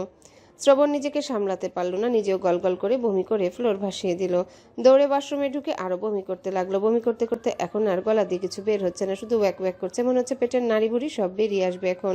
গায়ের টি শার্ট যে খুলবে সেই উপায় নেই, টি শার্ট খুলতে গেলে সোহার বমি ওর মুখে লেগে যাবে। কোনো রকমে শাওয়ার অন করে ফ্লোরে লাটা দিয়ে বসে পড়লো। শরীরের সব শক্তি যেন বমির সঙ্গে বেরিয়ে গেছে, হাত পা ছড়িয়ে বাচ্চাদের মতো কাঁদতে ইচ্ছা করছে এখন। এসব কি হলো? ওর সঙ্গে কেন হলো? ছি, কি বৃষ্টির জঘন্য ঘটনা। আবার ওয়াক ওয়াক শুরু করলো। গায়ের উপর বমি না করে এক গ্লাস বিষ খাইয়ে দিলেও এর চেয়ে ভালো ছিল। ছি, জঘন্য। সব দোষ এই বিয়ের। না এই বালের বিয়ে করতো, না এ বালে শিং মাছ কিনে আনতো, না সোহার মাছ কাটতে গিয়ে হাতে কাটা ঢুকতো, না সোহার জ্বর আসতো, আর না এই বাজে বিশ্রী ঘটনার জন্য ওর সঙ্গে ঘটতো। বালের বিয়ে করেছি, ভাল লাগে না। ও খোদা, উঠাই নাও আমাকে। প্রায় আধা ঘন্টা পর ওয়াশরুম থেকে বের হলো শ্রবণ। শরীরে বডি ওয়াশ ঘষতে ঘষতে শরীরের চামড়ায় বোধহয় পাতলা বানিয়ে ফেলেছে। ফ্লোরের দিকে নজর পড়তে আবার ওয়াক ওয়াক শুরু করলো। কোনো রকমে নিজেকে সামলে কাবার্ডের সামনে এসে দাঁড়ালো। ট্রাউজার বের করে পরে নিল দ্রুত। টাওয়েল খুলে টুলের উপর রেখে দাঁতে দাঁত চেপে সোহার কাছে এগিয়ে এলো। নিশ্চয়ই বমি করে বিছানা ভাসিয়ে দিয়েছে, সত্যি সত্যি বমি করে বিছানা ভাসিয়ে দিয়েছে, সঙ্গে নিজের জামা কাপড়েও লাগিয়ে নষ্ট করে ফেলেছে। বিশ্রী গন্ধ আসছে, ঘৃণায় পেটের ভেতরে মোচড়াতে শুরু করেছে। আবার সোহা মরার মতো পড়ে আছে, অজ্ঞান হয়ে গেল নাকি? আতঙ্কিত হয়ে হাত দিয়ে মৃদু ধাক্কা দিয়ে বলল, সোয়া, এই জেগে আছিস? সোহা ক্ষীণস্বরে সাড়া দিল। শ্রবণ কি করবে, ওর মাথা কাজ করছে না। সোহাকে এখন কে পরিষ্কার করবে? আর এই রুমে বা কে পরিষ্কার করবে? সোহা নিজেকে যে পরিষ্কার করবে সেরকম অবস্থায় নেই। জ্বরের ওষুধ খাইয়েও লাভ হয়নি, বমির সঙ্গে বেরিয়ে গেছে। ওষুধ পেটে থাকলে এতক্ষণে জ্বর কমে যেত। ফোঁস করে শ্বাস ছেড়ে সোহাকে শোয়া থেকে তুলে বসালো, আর সঙ্গে সঙ্গে সোহার ম্যাক্সিতে লেগে থাকা বমি শ্রবণের হাতে লেগে গেল। শ্রবণ দাঁতে দাঁত চেপে চোখ খিচে বন্ধ করে নিল। ম্যাক্সির শুকনো অংশ দিয়ে হাত মুছে কোনো রকমে গায়ের ম্যাক্সি খুলে দিল। এক হাতে সোহাকে ধরে রেখে অন্য হাতে বিছানার চাদর টেনে সরিয়ে দিল দ্রুত। শুকনো জায়গায় শুইয়ে ব্ল্যাঙ্কেট দিয়ে ঢেকে দিল ভালোভাবে। ব্ল্যাঙ্কেট নিচের দিকে থাকায় ব্ল্যাঙ্কেটে বমি লাগেনি। বিছানার চাদর তুলে নিয়ে ওয়াশরুমে রেখে এলো। ম্যাট্রেসের কিছু অংশ হালকা ভেজা ভেজা দেখাচ্ছে। পারফিউম এনে ভেজা স্থানে স্প্রে করে দিল প্রথমে, তারপর সেখানে একটা শুকনো চাদর 4 ভাঁজ করে বিছালো। আরেকটা চাদর এনে খাটের অর্ধেক অংশে বিছিয়ে সোহাকে সেখানে শুইয়ে বাকিটা বিছিয়ে দিল। বিছানা তো পরিষ্কার হলো, এখন ফ্লোর, এই ফ্লোরও এখন ওকেই পরিষ্কার করতে হবে। ভাল লাগে না, বিয়ে করলে কত কিছু করতে হয়, কত ঝামেলা, কত চিন্তা। আগে যখন একা ছিল কোনো চিন্তা করতে হয়নি। সন্ধ্যা হতে না হতে ফ্ল্যাটে ফেরার তাড়া থাকেনি। আগে বাইরে বেশি খাবার খেত, মাঝরাত পর্যন্ত বাইরেই কাটিয়ে দিত বন্ধুদের সঙ্গে। মাঝরাতে ফ্ল্যাটে ফিরতো, ফ্রেশ হয়ে ঠাস হয়ে শুয়ে পড়তো। আজকে যদি একা থাকতো তাহলে এখন এসব করতে হতো নাকি? জীবনে যা দুঃস্বপ্ন ভাবিনি আজকে সেসবই করছে সকাল থেকে। রাতে শোয়ার আগে হাঁড়ি পাতিল থালা বাসন সব ধুয়েছে, রান্নাঘর গুছিয়ে পরিষ্কার করেছে। আর এখন ও আল্লাহ, এসব কি? এসব করানোর জন্যে মাথায় বিয়ের ভূত ভর করিয়েছিলে? ফ্লোর পরিষ্কার করে রুম স্প্রে দিয়ে দিল ভালোভাবে। এখন আর কোনো গন্ধ নেই। বিছানায় শুয়ে থাকা সোহার দিকে তাকালো। সোহা এখনও মৃদুস্বরে গোঙাচ্ছে। ওয়াশরুমে এসে বালতিতে পানি নিল, বডি ওয়াশের বোতল আর বালতি হাতে নিয়ে রুমে ফিরে এলো। সোহাকে কুড়িয়ে শুইয়ে দিয়ে মাথায় পানি ঢেলে দিল। উত্তপ্ত মাথায় ঠান্ডা পানি ছোঁয়া পেতেই আবেশে চোখ বন্ধ করে নিশ্চুপ হয়ে রইল সোহা। মাথায় পানি ঢালা হয়ে যেতে টুলের উপর থেকে টাওয়েল এনে চুল মুছিয়ে দিয়ে বালতির পানিতে রাখলো টাওয়েল। গায়ের উপর থেকে সরিয়ে নিল ব্ল্যাঙ্কেট। শীতে কুঁকড়ে গেল সোহা। কাচুমাচু হয়ে ব্ল্যাঙ্কেট খুঁজতে লাগলো। বিছানা হাতড়ে ডান হাতটা আগের চেয়েও ফুলে গেছে। শ্রবণ হাতে বডি ওয়াশ নিয়ে সোহার গায়ে যেখানে যেখানে বমি লেগেছিল সেখানে সেখানে মেখে দিল। টাওয়েলে পানি নিংড়ে ভিজা টাওয়েল দিয়ে পুরো শরীর মুছিয়ে দিল যত্ন সহকারে। ভেজা টাওয়েলের ছোঁয়া পেয়ে চেঁচিয়ে উঠল সোহা। বারবার চেষ্টা করছে টাওয়েল সরিয়ে দিতে। শ্রবণকে বারবার বলছে টাওয়েল সরিয়ে ব্ল্যাঙ্কেট দিতেও শীত করছে। শরীর মুছে ঠান্ডা করে ব্ল্যাঙ্কেট দিয়ে শরীর ঢেকে পা দুটো মুছিয়ে দিল। কাবার থেকে শুকনো ম্যাক্সি এনে পরিয়ে ঠিক করে শুয়ে দিয়ে ঢেকে দিল। আবার ওয়াশরুমে ফিরে এসে হাত মুখ ধুয়ে নিল। রুমে এসে টি শার্ট বের করে গায়ে জড়ালো। এতক্ষণ খালি গায়ে থাকে পুরো শরীর হিমশীতল হয়ে গেছে। সোহা এখন একদম নিশ্চুপ হয়ে আছে। আরাম লাগছে বোধহয়। তেলের বোতল হাতে নিয়ে সোহার কাছে এগিয়ে এলো। হাতের তালু ভরে তেল নিয়ে সোহার মাথার তালুতে ঘষতে শুরু করলো আলতো হাতে। সোহা চোখ মেলে তাকালো শ্রবণের মুখের দিকে। চোখ জোড়া লাল লাল হয়ে গেছে জ্বরের কারণে। ঝরঝর করে পানি গড়িয়ে পড়তে শুরু করলো চোখ জোড়া হতে। শ্রবণ গালে হাত রেখে বলল, অনেক কষ্ট হচ্ছে? সোহা শুষ্ক ওষ্ঠজোড়া নাড়িয়ে না বলল। শ্রবণ কিছুক্ষণ পর বলল, তুই শুয়ে থাক, আমি আসছি। সোহা চোখ মেলে তাকিয়ে মাথা নাড়ল দুদিকে। মৃদু স্বরে বলল, দূরে যেও না আমার কাছে থেকে। এখনই আসবো। না। শ্রবণ ঝুঁকে সোহার কপালে চুমু খেলো। ভেজা রুমালটা কপালের উপর দিয়ে রুম থেকে বেরিয়ে গেল দ্রুত পায়ে। বেশ অনেকক্ষণ পরে রুমে ফিরে এলো শ্রবণ। হাতে গরম ধোয়া ওঠা সুপের বাটি রেখে গ্লাসে পানি ঢেলে নিল। সোহার গালে হাত রেখে নরম স্বরে ডাকলো, সোহা, সোহা, এই সোহা, ওঠ, সোহা ঘুমিয়ে পড়েছিল। শ্রবণের ডাকে পিটপিট করে তাকালো। ওঠ। মাথা ঘুরছে। শ্রবণ ধরে তুলে পিছনে বালিশ দিয়ে হেডবোর্ডের সঙ্গে ঠ্যাস দিয়ে বসালো। ব্ল্যাঙ্কেট দিয়ে গলা পর্যন্ত ঢেকে দিল ভালোভাবে যেন শীত না লাগে। সুপের বাটি হাতে নিয়ে ফু দিয়ে ঠান্ডা করে বলল, হা কর। আবার বমি হবে। হলে হবে, তুই হা কর। না। হলে আবার পরিষ্কার করে দিব, তুই খা। বমি করতে করতে পেট তো খালি করে ফেলেছিস। পানি খাওয়ার পরেই পেটের ভেতর কেমন করছিল। হা কর। তোমারও তো পেট খালি হয়ে গেছে। আমিও খাবো, তুই আগে খা। সোহা হা করলো। শ্রবণকে খাইয়ে দিতে শুরু করলো। আস্তে আস্তে সবটুকু স্যুপ খাইয়ে জ্বরের ওষুধ খাইয়ে দিল। আবার সঙ্গে একটা বমির ওষুধও খাইয়ে দিল। বমির ওষুধ এখন সবসময় রুমে এনে রাখে সোহার জন্যে। নিয়মিত বমির ওষুধ খাওয়ার কারণে বমি করা অনেক কমে গেছে আগের চেয়ে। ওয়াশরুমে যাব। সোহার কথা শুনে ফ্যাল ফ্যাল করে তাকিয়ে রইল শ্রবণ। এখন দাঁড়ালে না আবার বমি করে দেয়। ওয়াশরুমে যাব। শ্রবণ সোহাকে ধরে নিয়ে ওয়াশরুমের দিকে এগোয়। সোহার মনে হচ্ছে পুরো দুনিয়া গোল গোল করে ঘুরছে। শ্রবণ ধরে রাখার পরও মনে হচ্ছে কাত হয়ে পড়ে যাবে এখনই। সোহা ফ্রেশ হলো। ওকে ধরে রুমে এনে বিছানায় শুইয়ে দিল। ভালোভাবে ঢেকে দিয়ে বলল ঘুমোতে। নিজে স্যুপ খাওয়ার জন্য এলো ড্রয়িং রুমে। স্যুপ দুজনের জন্যই বানিয়েছিল। বমি করে ওর পেটেও কিছু নেই এখন। ফজরের আজান হয়ে গেছে, সকাল হতে বেশি দেরি নেই। স্যুপ খেয়ে এসে রুম অন্ধকার করে সোহার পাশে শুয়ে পড়লো। সোহা ঘুমিয়ে গেছে আবার। সোহার কপালের উপর থেকে রুমালটা সরিয়ে দিয়ে আলতো হাতে জড়িয়ে ধরে নিশ্চুপ হয়ে রইল। সোহার শরীর এখন শীতল হয়ে গেছে। কি জ্বরটাই না এসেছিল। বাবু নড়ছে। শ্রবণ পেটের উপর ভালোভাবে হাত রাখলো। বাবু কিছুক্ষণ নড়াচড়া করে নড়াচড়া বন্ধ করে দিল। শ্রবণ অন্ধকারের মাঝে চোখ মেলে তাকিয়ে রইল। সোহা ভারী শ্বাস ফেলছে। পেটের উপর থেকে হাত সরিয়ে এনে সোহার বাম গালে রাখলো। ডান গালে আলতো চুমুকে আবারও জড়িয়ে ধরে শুয়ে রইল। শ্রবণ ঘুম থেকে উঠে দেখলো সকাল 8টা বেজে গেছে। সোহা এখনো বিভোর হয়ে ঘুমিয়ে আছে। ঘুমিয়ে যাওয়ার পর আর ঘুম থেকে উঠেনি। সোহাকে ভালোভাবে ঢেকে দিয়ে বিছানা ছেড়ে নেমে দাঁড়ালো। ফ্রেশ হয়ে বড় একটা শপিং ব্যাগের চাদর আর ম্যাক্সিটা ভরলো। এই দুটো নিয়ে এখন ফেলে দিয়ে আসবে ডাস্টবিনে। হাত ধুয়ে ব্যাগটা হাতে নিয়ে ওয়াশরুম থেকে বের হলো। চাবি হাতে নিয়ে সোহার দিকে তাকিয়ে রুম থেকে বেরিয়ে গেল। নাস্তা তৈরি করে সোহাকে ডাকতে আসলো শ্রবণ। রুমে এসে দেখলো সোহা শোয়া থেকে উঠে দুই হাতে মাথা চেপে ধরে বসে আছে। শ্রবণ জানালার পর্দা সরিয়ে দিল। বাইরের আলোয় আলোকিত হলো রুমটা।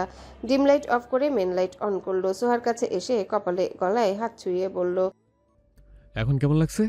ভালো। মাথা ব্যথা করছে? ভার লাগছে। ওঠ। শ্রবণের সাহায্যে বিছানা ছেড়ে নেমে দাঁড়ালো সোহা। জ্বর নেই এখন, কিন্তু পুরো শরীর ব্যথা করছে। হাতটাও ব্যথায় টনটন করছে। সোহা ওয়াশরুমে এসে বিছানার চাদর আর ওর ম্যাক্সি কোনোটাই দেখতে পেল না।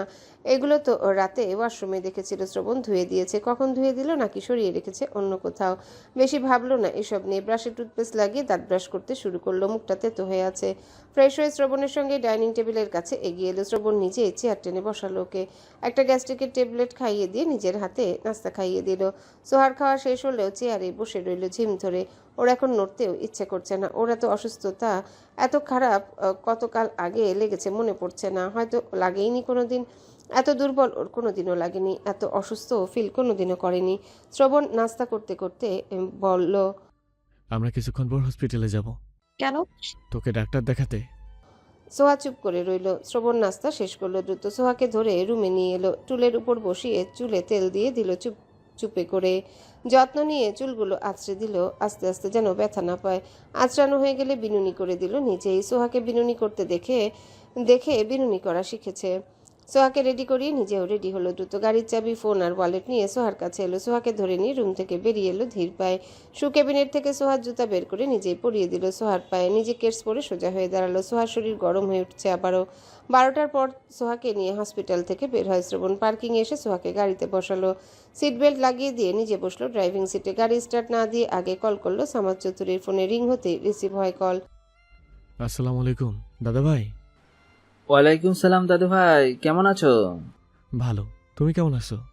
আলহামদুলিল্লাহ ভালো। সোহা কেমন আছে? ভালো না। কেন, কি হয়েছে সোহার? জ্বর। কবে থেকে? গতরাত থেকে। এখন কেমন আছে? ডাক্তার দেখিয়েছো? জ্বর এখন নেই, ডাক্তার দেখে হসপিটাল থেকে বের হলাম মাত্রই। জ্বর ছাড়া আরো কিছু হয়েছে নাকি? হাতে শিং মাছে কাটা ফুটেছে। আল্লাহ, কিভাবে, কবে? গতকাল 11টার দিকে ফুটেছিল মনে হয়। মাছ কাটতে গিয়ে হাতে কাটা ফুটিয়ে নিয়েছিল। সোহা মাছ কাটতে পারে? তাও আবার গেছে চিংড়ি মাছ কাটতে? হাতের কি অবস্থা এখন? ফুলে গেছে অনেকটা। বাড়ি থেকে একজন মেয়েট পাঠিয়ে দাও। মাছদানটি দেশের বাড়িতে গেছেন, 2 দিন পর ফিরবেন। দুপুরে রান্না করতে হবে, দ্রুত পাঠিও। এখন গিয়ে রান্না করতে করতে তো অনেক দেরি হয়ে যাবে। বাড়িতে রান্না হয়ে গেছে দুপুরে। এখান থেকে খাবার নিয়ে যাও এখন। মেয়েট গিয়ে না হয় রাতের খাবার রান্না করবে। আচ্ছা নিয়ে আসো। আচ্ছা, আসছি। রাখছি। কল কেটে দিল শ্রবণ। সোহার দিকে তাকিয়ে দেখলো সোহা ওর দিকে তাকিয়ে আছে। কিছু বলবি? সোহা দুদিকে মাথা নাড়ালো। খাবে কিছু? ইচ্ছে করছে না। শ্রবণ গাড়ি স্টার্ট দিল। সোহা চোখ বন্ধ করে নিল, ভালো লাগছে না। কলিং বেলের শব্দে বিছানা ছেড়ে উঠে দাঁড়ালো শ্রবণ। দাদা ভাই এসেছেন বোধহয়। দরজা খুলে দেখলো দরজার সামনে সামাদ চৌধুরীর সঙ্গে সিয়াম আর স্পর্শ দাঁড়িয়ে আছে। স্পর্শ বলল, কেমন আছো ভাইয়া? ভালো, তুমি কেমন আছো? ভালো। ভেতরে এসো তোমরা। ভাইয়া কেমন আছো? ভালো, তুই কেমন আছিস? ভালো। সোহা কোথায়? বেডরুমে। যাই। যা। সিয়াম বেডরুমের দিকে এগিয়ে গেল সোহাকে দেখার জন্যে। স্পর্শ বড় ভাইয়ের মুখের দিকে তাকিয়েছে। চেহারা শুকনো শুকনো লাগছে, চোখ জোড়া কেমন যেন হয়ে গেছে। মেড শ্রবণের দিকে তাকিয়ে বলল, স্যার খাবার সার্ভ করব? হ্যাঁ। Okay sir. মেড ডাইনিং টেবিলের দিকে এগিয়ে গেল। শ্রবণ ছোট ভাইয়ের দাদাকে নিয়ে বেডরুমে এলো সোহার সঙ্গে দেখা করাতে। সোহা শুয়ে শুয়ে সিয়ামের সঙ্গে কথা বলছে, চোখ জোড়া পানিতে টইটুম্বর, গলার স্বর ভারী। দাদা ভাইয়ের স্পর্শকে দেখে উঠে বসার জন্য উদ্যত হতে শ্রবণ ওকে ধরে তুলে হেডবোর্ডের সঙ্গে হেলান দিয়ে বসালো। কেমন আছো তোমরা? আলহামদুলিল্লাহ ভালো। তুই এখন কেমন আছিস? আলহামদুলিল্লাহ ভালো। সামাদ চৌধুরী নাতনির ডান হাতটা ধরে উঁচু করলেন। স্পর্শ হাতটার দিকে তাকিয়ে আটকে উঠল। এমন হয়ে গেছে। দাদু ভাই, দেখে শুনে কাজ করবে না? আমি তো জানতাম না শিং মাছ এভাবে কাটা ফুটিয়ে দেয়। অনেক ব্যথা করছে? এখন কমেছে অনেক, ব্যথা হালকা আছে। দ্রুত সুস্থ হয়ে ওঠো দাদু ভাই। দোয়া করো। সবসময় করি। খেতে চলো সবাই। শ্রবণের কথায় তিনজন দরজার দিকে পা বাড়ালো। শ্রবণ আর সোহার সঙ্গে খাবে বলে বাড়ি থেকে কেউ খেয়ে আসেনি। শ্রবণ সোহাকে ধরে নিয়ে এলো ডাইনিং টেবিলের কাছে। তিনজনকে বসতে বলে সোহাকে বসালো চেয়ার টেনে। শ্রবণকে দাঁড়িয়ে থাকতে দেখে সোহা বলল, তুমি বসছো না কেন? বসো। শ্রবণ বসলো না। তিনজনকে খাওয়া শুরু করতে বলে হাত ধুয়ে নিল। প্লেট নিজের সামনে নিয়ে ভাত মেখে সোহার মুখের সামনে ধরলো। সোহা চোখ মুখ কাচুমাচু করে শ্রবণের মুখের দিকে তাকালো। বড় ভাই আর দাদার সামনে শ্রবণ ওকে খাইয়ে দিবে নাকি এখন? তিনজনের মুখের দিকে তাকিয়ে দেখলো তিনজন ওদের দুজনের দিকে তাকিয়েছে। লজ্জায় আড়ষ্ট হলো সোহা। শ্রবণ গম্ভীর গলায় বলল, কি হলো? হা কর। আমি হাত দিয়ে খেতে পারবো, এখন তুমি খাও। কোনো কথা না, হা কর। সোহা আবার তাকালো তিনজনের দিকে, মেয়েদের দিকেও তাকালো। চারজনই ওদের দুজনের দিকে তাকিয়ে আছে। সোহার ইচ্ছে করছে এদের সামনে থেকে অদৃশ্য হয়ে যেতে। শ্রবণ চারজনের দিকে তাকাতে তিনজন দৃষ্টি সরিয়ে নিয়ে খাওয়া শুরু করলো আর মেয়ের মাথা নিচু করে দাঁড়িয়ে রইল। হা কর। সোহা হা করলো। বুঝতে পেরেছে শ্রবণ নিজে হাতে না খাইয়ে ছাড়বে না। অবশ্য শ্রবণের হাতে খাবার খেতে সোহার ভীষণ ভালোই লাগে, কিন্তু এখন দুই ভাই দাদার মেয়েদের সামনে খেতে লজ্জা লাগছে।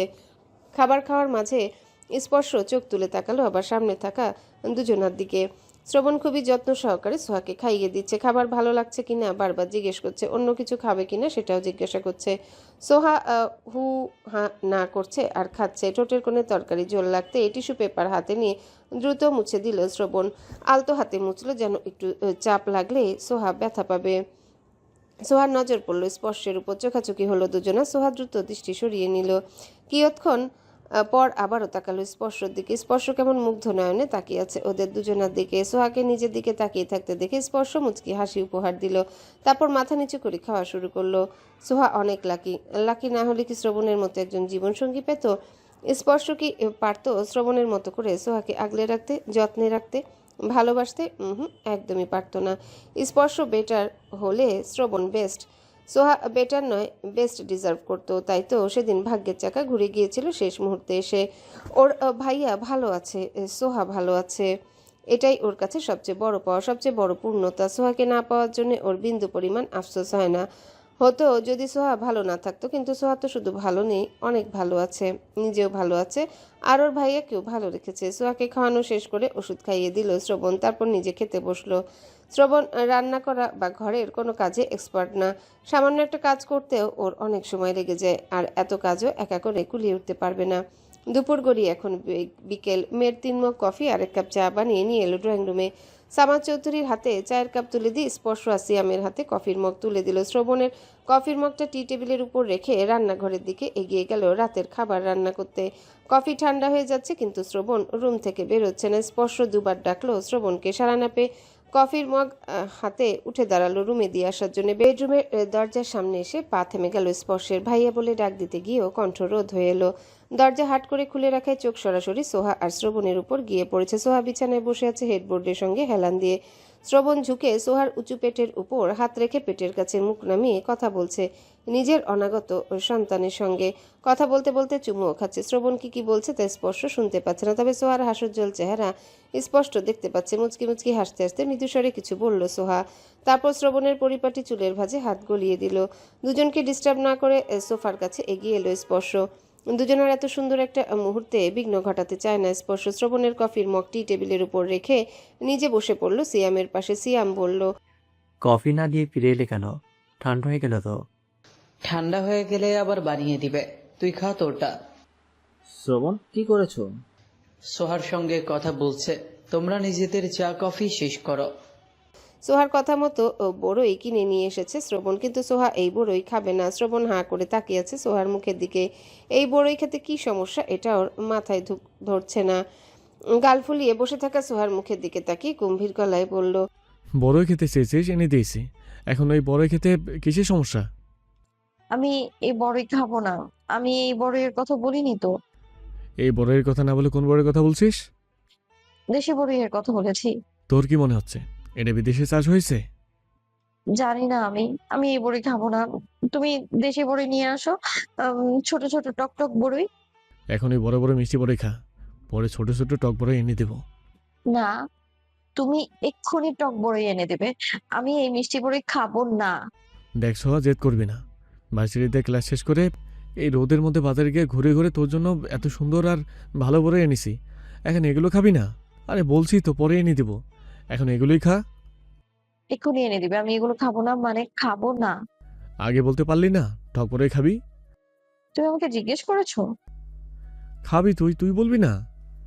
কল করে বড়ের কথা বলতে পারলি, আর কোন বড়ই খাবি এটা বলতে পারলি না? খাবো না বড়ই, লাগবে না তোমার বড়ই। বলেই ব্ল্যাঙ্কেট দিয়ে মাথা পর্যন্ত ঢেকে শুয়ে পড়ল সোহা। শ্রবণ মাজায় হাত দিয়ে দাঁড়িয়ে রইল, তাতে দাঁত চেপে। গত 1 সপ্তাহ ধরে এই মেয়ে ওর হাড় মাংস জ্বালিয়ে শেষ করে দিচ্ছে। না পারে কিছু বলতে, আর না পারে সহ্য করতে। আগে শ্রবণ চৌধুরী হলে এতক্ষণ একটা চট দিয়ে চোয়ালের সব দাঁত খুলে নিত। এই মেয়ের যন্ত্রণায় এখন ওর নিজের চোখ দুটোই খুলে ফেলতে ইচ্ছা করে, কান দুটো কালা বানিয়ে ফেলতে ইচ্ছা করে। চোখ দিয়ে দেখবেও না, কান দিয়ে শুনবেও না, তাহলে আর কোনো যন্ত্রণাও দিতে পারবে না এই বজ্জাত মেয়ে। ধূপধাপ শব্দ তুলে রুম থেকে বেরিয়ে গেল শ্রবণ। শুয়ে রইল আগের মতোই। ও বলেছে বড়ই খাবে। শ্রবণ জিজ্ঞাসা করবে না কোন বড়ই খাবে? করলো না কেন? দোষ তো শ্রবণেরই। ওর উচিত ছিল না জিজ্ঞাসা করা। বদমেজাজি পুরুষ মানুষ শুধু শুধু ওর উপর রাগ দেখায়। 30 মিনিট পর রুমে ফিরে এলো শ্রবণ। বিছানার দিকে তাকিয়ে দেখলো সোহা বসে বসে বড়ই খাচ্ছে। কটমট করে তাকিয়ে বলল, এই বড়ই খাবি না? এখন খাচ্ছিস না? আমার যেগুলো খেতে ইচ্ছে করছে তুমি তো সেগুলো এনে দিচ্ছ না, তাহলে এইগুলোই খাচ্ছি। শ্রবণ আরো কিছুক্ষণ কটমট করে তাকিয়ে থেকে হাতে থাকা বড়ইয়ের প্যাকেট সোহার কোলের উপরে রাখলো। সোহা প্যাকেট খুলে দেখলো 2 রকমের বড়ই। বড়ইগুলো দেখে সোহার চোখ জুড়িয়ে গেল, মনে শান্তি লাগলো, জিভে জল চলে এলো। শ্রবণের দিকে তাকিয়ে বলল, এত বড়ই কেন? একটা বেশি টক আর একটা কম টক। নিয়ে আসার পর আবার যেন বাহানা করতে না পারিস, সেই জন্য 2টাই নিছি। এতগুলো খাবো কি করে? সারাদিন খাবি। আগামীকাল থেকে রোজা শুরু, সারাদিন কিভাবে খাবো? একেবারে খেয়ে ফেল, আমাকেও খেয়ে ফেল। তোর এই যন্ত্রণা আর ভাল লাগে না। আমারও ভাল লাগে না।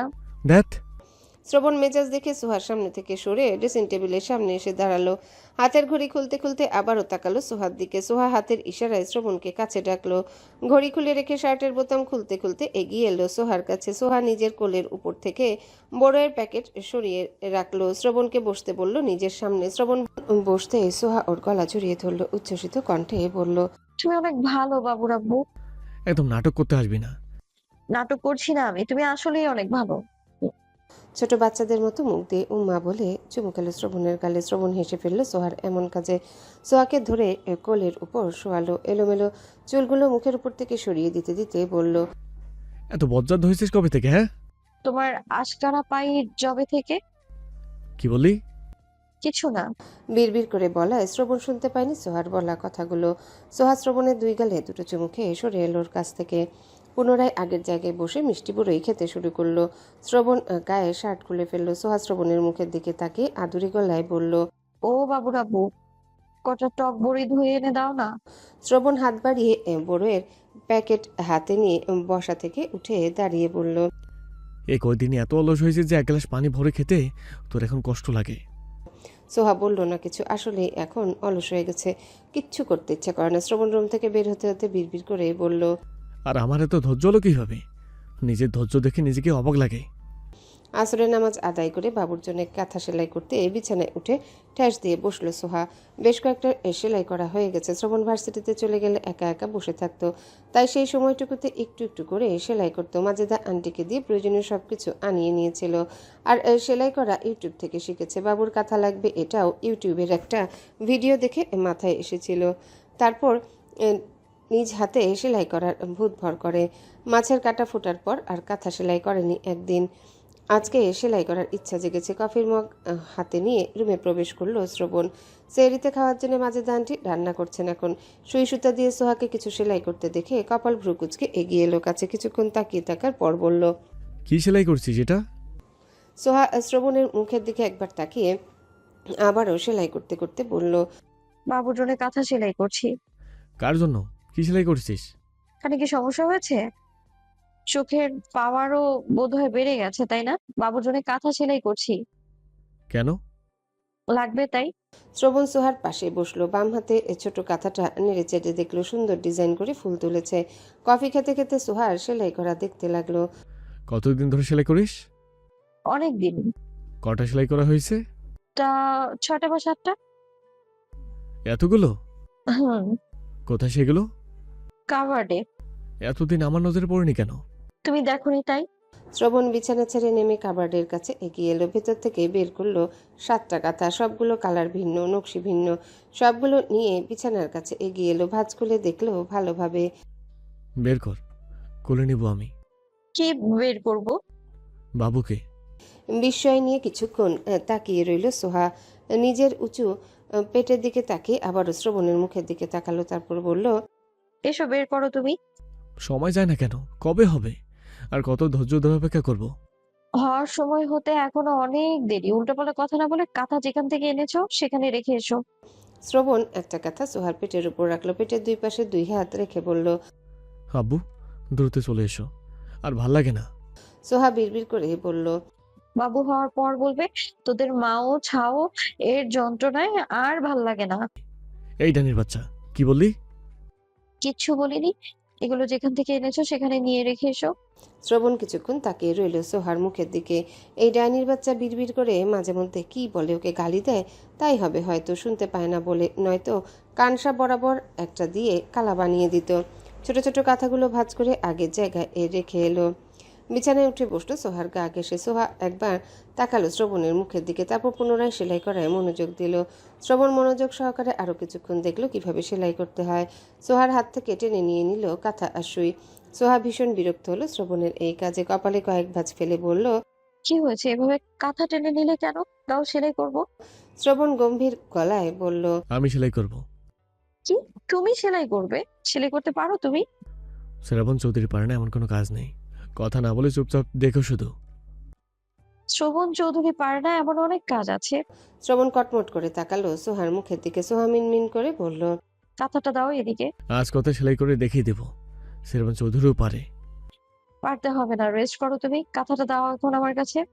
শ্রবণ বলল না কিছু, কাঁথাও দিল না। কাঁথা ঠিকঠাক মতো করে সুই কাটলো আর সঙ্গে সঙ্গে আর শব্দ উচ্চারণ করে কাঁথা ফেলে দিয়ে বাম হাত ঝাঁকাতে শুরু করলো। সোহা শ্রবণের হাতটা ধরে সম্মুখে স্থির করলো। কাঁথা সেলাই করতে গিয়ে নিজের আঙ্গুলে সুই ফুটিয়ে দিয়েছে। আঙ্গুলের ডগা থেকে রক্ত বেরোচ্ছে। শ্রবণের হাতে রক্ত দেখে সোহার কষ্ট লাগার বদলে ভীষণ হাসি পেল। ফিক করে হেসে বলল, কাঁথা সেলাই করতে হতো, তোমার হাত নয়। শ্রবণ দাঁতে দাঁত চেপে বলল। মজা করছিস আমার সঙ্গে? সোহা দুদিকে মাথা নেড়ে টিস্যু পেপার দিয়ে আঙ্গুলে রক্ত মুছে চেপে ধরে রইল। শ্রবণ জোর করে সোহার হাত থেকে নিজের হাত ছাড়িয়ে নিল। আঙ্গুলের দিকে তাকিয়ে দেখলো আবারও রক্ত বের হচ্ছে। সোহা টিস্যু পেপার দিয়ে পুনরায় চেপে ধরল। কি জোরেই না সুইটা ফুটিয়েছে আঙ্গুলে। শ্রবণের মুখের দিকে তাকিয়ে বলল, আমি জানতাম নাকি যে আঙ্গুল ঢুকে যাবে? বলেছিলাম তো পারবে না। শ্রবণ আবার হাত ছাড়িয়ে নিয়ে কাঁথা হাতে নিল। সুই হাতে নিয়ে বলল, আমি অবশ্যই পারবো। আবার হাতে সুই ফুটে যাবে, বাদ দাও। তুমি সব পারো, আমি মেনে নিয়েছি। এখন কাঁথা দাও আমার কাছে। শ্রবণ দিল না কাঁথা, কিন্তু সেলাই করতে এগিয়েও করতে পারল না। কাঁথা সোহার হাতে দিয়ে গম্ভীর গলায় বলল, কিভাবে সেলাই করতে হয় ভালো করে দেখা আমাকে। সোহা সেলাই করলো আর শ্রবণকে শিখালো সেলাই করা। শ্রবণ কাঁথা হাতে নিয়ে আবারও সেলাই করার চেষ্টা করলো, আর এবার সফল হলো কিছুটা। সোহা বলল, সেলাই আরো ছোট ছোট করে তোলো, বেশি বড় হয়ে গেছে। শ্রবণ ঘাড় কাত করে তাকালো সোহার মুখের দিকে। সোহা দৃষ্টি সরিয়ে নিতে শ্রবণ আবার সেলাই করতে শুরু করলো। সেলাই ঠিকঠাক মতো হচ্ছে দেখে বিশ্বজয় করা হাসি দিল। শ্রবণ চৌধুরী পারে না এমন কোনো কাজ নেই। সেলাই করতে করতে বেশ কয়েকবার সুইয়ের খোঁচা খেলো দুই হাতেই। সুতো শেষ, এখন আবার সুতো লাগাতে হবে সুইয়ে। সোহা সুই নেওয়ার জন্য হাত বাড়িয়ে বলল, সুই দাও, সুতো লাগিয়ে দিই। শ্রবণ সোহার হাত সরিয়ে দিল ধাক্কা দিয়ে। ভাব নিয়ে বলল, সুতো লাগাতে পারবো আমি। হ্যাঁ, শ্রবণ চৌধুরী পারে না এমন কোনো কাজ তো নেই এই দুনিয়ায়। শ্রবণ ঘাড় কাত করে তাকালো সোহার মুখের দিকে। বিড়বিড় করে কি বলল এই ডাইনির কথা মাথা থেকে ঝেড়ে ফেলে শুয়ে সুতো লাগাতে ব্যস্ত হলো, কিন্তু কিছুতে লাগাতে পারছে না।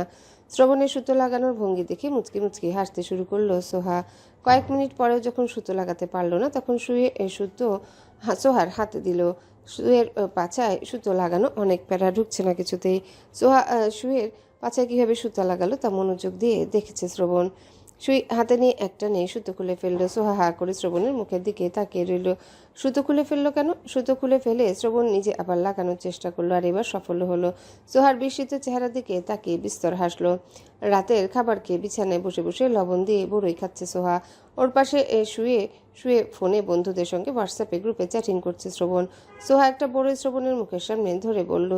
হা করো। শ্রবণ দুদিকে মাথা নেড়ে বলল, খাবো না, তুই খা। একটা খাও। টক খাই না আমি। এটা বেশি টক না, খেয়ে দেখো তো, মিষ্টি এটা। টক বড় আবার মিষ্টি হয় কিভাবে? হা তো করো। বলছি তো খাবো না আমি। সোহা গাল ফুলিয়ে আবারও বড়ই খেতে শুরু করলো। শ্রবণ তাকিয়ে রইল সোহার ফোলা ফোলা গালের দিকে। সোহা আবার তাকালো শ্রবণের দিকে। শ্রবণকে নিজের দিকে তাকিয়ে থাকতে দেখে আবারও একটা বড়ই নিয়ে বলল, একটা খাও, দেখো সত্যি টক না। শ্রবণ বড়ইটা হাতে নিল, কামড় দিয়ে একটু মুখে নিল। আসলেও তেমন একটা টক না যতটা শ্রবণ ভেবেছিল। মিষ্টি মিষ্টি লাগছে, খেতেও বেশ মজা। পুরোটা মুখে পুরে আবারও চ্যাটিং করায় ব্যস্ত হলো। কিছুক্ষণ পর সোহা আরেকটা বড়ই শ্রবণের মুখের সামনে ধরলো। শ্রবণ বিনা বাক্যে হা করে বড়ইটা মুখে নিল। সোহা নিজে বড়ই খেতে খেতে শ্রবণকেও বেশ কয়েকটা খাওয়ালো। লাস্ট একটা বড়ি শ্রবণের মুখে পুরে দিয়ে সোহা বিছানা ছেড়ে নেমে গেল দ্রুত। দুবার চিবিয়ে লাফিয়ে শোয়া থেকে উঠল শ্রবণ। মুখে বড়ই দ্রুত ফ্লোরে ফেলে দিল। থুতু করে রেগে সোহার দিকে তাকিয়ে বলল, এই ডাইনির বাচ্চা, আমার সঙ্গে বাটপারি? কত প্রকলিছে তোর? তুই আমার সামনে বসে আমার সঙ্গে বাটপারি করলি? সোহা দূরে দাঁড়িয়ে মিটিমিটি হাসছে। বড়ইটা যা টক ছিল, কামড় দিতে সোহার শরীর ঝাঁকি দিয়ে উঠেছিল। পরে মাথায় দুষ্টু বুদ্ধি চাপে আর বড়ইটা শ্রবণের মুখে পুড়ে দেয়। শ্রবণের দাঁত শিরশির করছে, গা ঝাঁকি দিচ্ছে। এখনো অগ্নিশর্মা হয়ে সোহার মুখের দিকে তাকিয়ে রইল। কি বজ্জাত মেয়ে, নির্লজ্জের মতো দাঁত বের করে হাসছে এখনো। ইচ্ছে করছে ছুটে গিয়ে ঠাস করে একটা লাগিয়ে দিতে। আঙ্গুল তুলে দাঁতে দাঁত চেপে বলল, তোকে তো পরে দেখে নিব। পরে দেখবে কেন? এক্ষুনি ভালোভাবে দেখে নাও। শ্রবণ বিছানা ছেড়ে হাত তুলে তেড়ে এলো সোহাকে মারার জন্যে। সোহা ভয় পেয়ে সামনে দুহাত দিয়ে বাধা দেওয়ার মতো করে ধরে মাথা এদিক ওদিক হেদিয়ে নিল, চোখ খিচে বন্ধ করে। শ্রবণ বাম হাতে সোহার উঁচু করে রাখা হাত দুটো ধরে ডান হাতটা গালে বোলাতে বোলাতে বলল। এখন যদি এখানে একটা গালাই তাহলে কেমন হবে? সোহা ভয়ার্ত দৃষ্টিতে তাকালো শ্রবণের মুখের দিকে। ভয় জড়ানো গলায় কাঁদো কাঁদো হয়ে বলল, খুব ব্যথা পাবো তাহলে। তাহলে রাগাস কেন? আমি কি জানতাম নাকি তুমি এত রেগে যাবে? জানতি না? সোহা দুদিকে মাথা নাড়ালো। শ্রবণের রাগী চেহারা দেখে চোখ দুটো পানিতে টইটুম্বর হয়ে উঠেছে। শ্রবণ সোহার হাত থেকে প্লেটটা নিয়ে বলল, যা ঘুমা। সোহা ফ্রেশ হয়ে এসে শুয়ে পড়ল, একটা বাক্য উচ্চারণ না করে। শ্রবণ লাইট অফ করে নিজেও শুয়ে পড়ল। সোহা আজ আসলো না শ্রবণের বুকে, দূরেই শুয়ে রইল উল্টো ফিরে। শ্রবণ নিজেও সোহাকে জড়িয়ে ধরল না, মাঝখানে দূরত্ব বজায় রেখে শুয়েছে। শুয়ে ফোন হাতে তুলে নিয়েছে। বেশ কিছুক্ষণ পর সোহার ফোপানোর আওয়াজ পেল শ্রবণ। ফোনের স্ক্রিন থেকে চোখ সরিয়ে সোহার দিকে তাকালো। সোহা আগের মতোই উল্টো ফিরে শুয়ে আছে। হাত বাড়িয়ে সোহার মাথায় হাত রেখে বলল, এই ডানির বাচ্চা, কি হয়েছে? সোহা কথা বলল না। ফোপানোর আওয়াজ কমে গেছে। শ্রবণ তাকিয়ে রইল আগের মতোই। মিনিট পেরোনোর আগে সোহা ডুকরে কেটে উঠল। শ্রবণ হাত থেকে ফোন রেখে সোহার কাছে এগিয়ে গেল। সোহাকে জোর করে নিজের দিকে ফেরালো, চোখের পানি মুছিয়ে দিতে দিতে বলল। কাছিস কেন? কি হয়েছে? সোহা কাঁদতে কাঁদতে বলল, বকা দিয়েছো, আর জড়িয়ে ধরনি, আর বকা দিয়ে আদর করনি। অন্যদিন তো নিজে থেকে বুকে চলে আসিস, আজ আসিনি কেন? রাগ করেছি তোমার সাথে। কেন? শ্রবণ জড়িয়ে ধরল, আদর করলো, মাথায় হাত বুলিয়ে বলল, কান্নাকাটি বাদ দিয়ে ঘুমো এখন, দিন দিন নাটক বেরিয়ে চলেছে। সোহা নাক টানতে টানতে নিশ্চুপ হয়ে গেল। শ্রবণের বুকে উষ্ণ ওমে ঘুমের দেশে পাড়ি জমালো। সেরই সময় শ্রবণকে ঘুম থেকে জাগালো সোহা। শ্রবণ চোখ বন্ধ রেখে ঘুম জড়ানো গলায় বলল, কি হয়েছে? ডাকছিস কেন? সেহরির সময় হয়েছে, ওঠো। আমি উঠে কি করব? সেহরি খাবে। রোজা রাখি না আমি, তুই গিয়ে খা। আগে রাখোনি, কিন্তু এখন থেকে রাখবে। ওঠো, সময় পেরিয়ে যাচ্ছে। জ্বালাস না তো, ঘুমাতে দে। আমি একা একা খাবো না, তুমি ওঠো, আমার সঙ্গে খাবে। না খেলে ঘুমা। না খেয়ে রোজা রাখবো কিন্তু তাহলে। শ্রবণ চোখ মেলে তাকালো। সোহা ওর হাত ধরে টেনে তোলার চেষ্টা করে বলল, আরে ওঠো তো, নামাজ পড়ে নাও। রাখে না। সারাদিন শয়তানের মতো টোটো করে ঘুরে বেড়ায়, ধর। শ্রবণ শোয়া থেকে উঠে বসে অগ্নিদৃষ্টি নিক্ষেপ করলো সোহার দিকে, রাগী গলায় বলল, আমি সারাদিন শয়তানের মতো টোটো করে ঘুরে বেড়াই? নামাজ তো পড়ো না, আবার রোজাও রাখবে বলছো? আমি না পড়লে না রাখলে তোর কি? নামাজ তো পড়ো না, আবার রোজাও রাখবে না বলছো? অনেক কিছু। নামাজ পড়ো, বড় আম্মুর জন্য দোয়া করো, আমার জন্য না করলেও বাবুর সুস্থতার জন্য দোয়া করো, নিজের জন্যও দোয়া করো। এত বড় মানুষ অথচ আজ অব্দি একটা রোজা রাখোনি। নামাজ পড়েছো কদিন বলো তো? কদিন ধরে নামাজ পড়ে নিজেকে কি ভাবছিস? কদিন ধরে না, অনেকদিন ধরে পড়ি। এখন ওঠো, সময় চলে যাচ্ছে। আগে যা করেছো সব বাদ। এখন থেকে নিজেদের পরিবর্তন করব। দাদা ভাই কি বলেছে মনে নেই? ওঠো না। শ্রবণ বিছানা ছেড়ে নেমে দাঁড়ালো। সোহার মুখের দিকে কিছুক্ষণ তাকিয়ে থেকে ওয়াশরুমে প্রবেশ করলো। সেরি খাওয়া শেষ হতে শ্রবণকে জোর করে পাঞ্জাবি পাজামা পরিয়ে মসজিদে পাঠালো সোহা। শ্রবণ কিছুতেই রাজি হচ্ছিল না এখন নামাজ আদায় করতে মসজিদে যেতে। সোহা ইমোশনাল ব্ল্যাকমেল করে মসজিদে পাঠালো। নিজেও উজু করে এসে যায় নামাজ বিছালো নামাজ আদায় করতে। চৌধুরী বাড়িতে থাকতে নামাজ কালাম পড়তো না সোহা, তবে রমজান মাসে রোজা রাখতো ঠিকই। গত 2 মাস ধরে নামাজ আদায় করা ধরেছে, তবে মাঝে মধ্যে ছেড়ে দিত। গত কয়েকদিন ধরে এক ওয়াক্ত নামাজ ছাড়ে না। শ্রবণকে নামাজ আদায় করতে বললেও শ্রবণ পড়ে না, আগ্রহ দেখায় না, সবসময় এড়িয়ে যায়। জোহরের নামাজ আদায় করে ফ্ল্যাটে প্রবেশ করলো শ্রবণ। জীবনে প্রথম আজ রোজা রেখেছে শ্রবণ চৌধুরী। বেডরুমে এসে ঠাস করে শুয়ে পড়লো বিছানায়। ওকে রোজায় ধরেছে, গলা শুকিয়ে কাঠ, পেটের ভেতর গুড়গুড় করছে, মেজাজ খিটখিটে হয়ে রয়েছে, কিছু ভালো লাগছে না। সোহা শ্রবণের কাছে এগিয়ে এলো। শ্রবণের শুকনো মুখের দিকে তাকিয়ে বলল, কি হয়েছে, এভাবে শুয়ে পড়লে কেন? শ্রবণ চোখ মেলে তাকালো, খিটখিটে মেজাজ নিয়ে বলল, খিদে পেয়েছে, গলা শুকিয়ে গেছে, খাবো আমি। রোজা রেখে কিসের খাই খাই? হ্যাঁ, রোজা আমি রেখেছি? তুই জোর করে রেখেছিস।